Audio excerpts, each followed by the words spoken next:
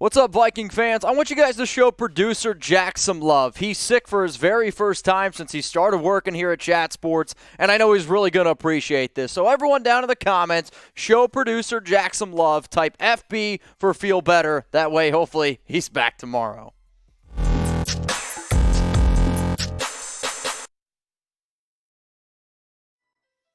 We got a lot of news, a lot of rumors to talk about here on today's show. And we're going to be talking about how the Vikings, they went out and they signed a player after rookie minicamp. However, they also released someone. They went ahead and they hired an extra executive, which I think some of you guys are going to be pretty excited about. Anthony Barr. What's the latest on him? And then some tight end targets to at least keep in mind. So what I'm going to do here is I'm going to be breaking down all of these stories one by one. The first one, and hopefully I'm pronouncing this name correctly, William Kwenkeu. He is a linebacker who was signed here by the Vikings after minicamp. Spent 6 seasons with Temple University and 51 tackles, 3 sacks, 1 forced fumble at 6'1", 235 pounds. He's going to see if he can carve his way out for a spot. With that, one of the moves that had to be made, tough Borland ended up getting cut.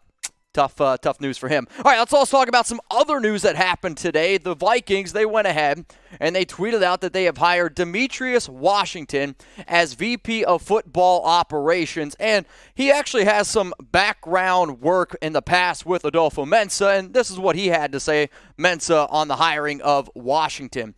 He is one of the most uniquely gifted people I have met in my time in the NFL. He is able to learn complex ideas, make them simple, and apply them to all facets of the organization. I also saw this pretty interesting quote out there that I figured I'd go ahead and read for you guys. He'll join co-directors of player personnel Ryan Monens and Jamal Stevenson, and as senior football advisor Ryan Grigson, as the key leaders under Adolfo Mensa, along with executive vice president of football operations Rob, I'm not even going to attempt that one, the salary cap and contract negotiation specialist. So what you're simply seeing here is this. I think the Vikings are doing something smart where they're going out, they're finding people who, sure, might not have always been in the football world, but are good analysts and they believe can teach people to learn the game. So, good operation here, good move here by the Minnesota Vikings. Coming up now, we're going to get into probably the reason why you went ahead and clicked on the video.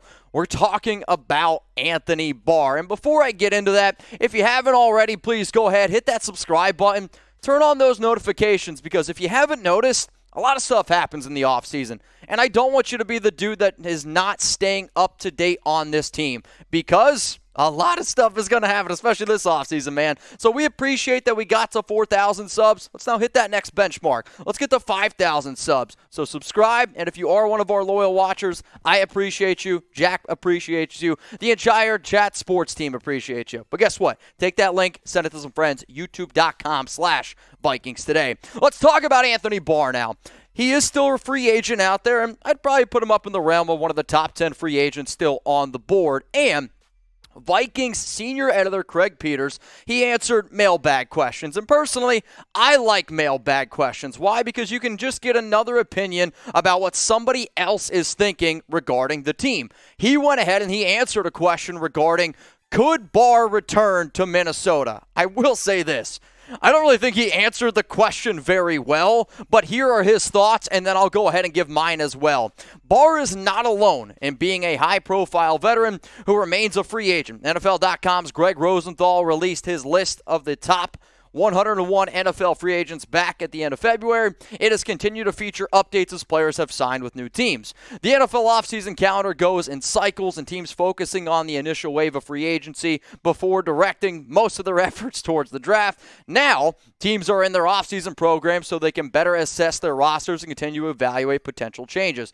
Keep an eye out for additional moves across the NFL in the coming weeks. We're months away from a depth chart, but it would be outlandish if the Vikings have Zadarius Smith and Daniil Hunter as outside linebackers with Eric Kendricks and Jordan Hicks as their interior linebackers. So the way that I read it is this, which, he kind of went from all the way around and didn't quite get to it, and then he kind of got to the answer.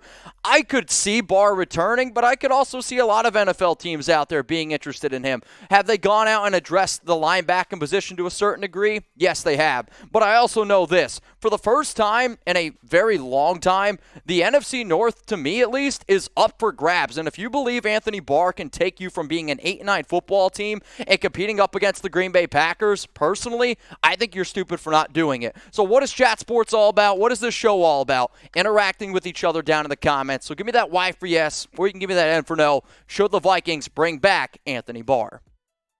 I think when you talk about Barr, the simple thing is it's money. Money talks, right? And the Vikings have $12.2 million in salary cap space as it stands right now. If you're able to go out and get Barr for less than $4 million, sure, go ahead and do it. I don't know if it happens, but then I've also seen some strange contracts around veterans, like just the first one off the top of my head, Jarvis Landry. Jarvis Landry went for pretty cheap. Melvin Ingram essentially just went for $5 million. If somebody like Melvin Ingram's getting $5 million, Anthony Barr at $4 million doesn't seem all that crazy to me. So when I say that number out loud, I'm like, man, that's a little bit low. But that just might be the world that we're in right now. So if it does happen, if he comes back to Minnesota, I'm telling you right now, we're dropping a video, so make sure you're subscribed. The next thing that we're going to be breaking down here on today's show is we're going to be talking about tight ends, because Pro Football Focus, they do some good, they do some bad, and I'm just going to go ahead and give my 2 cents on an article that they released, which was titled, Every NFL Team's Biggest Remaining 2022 Offseason Need.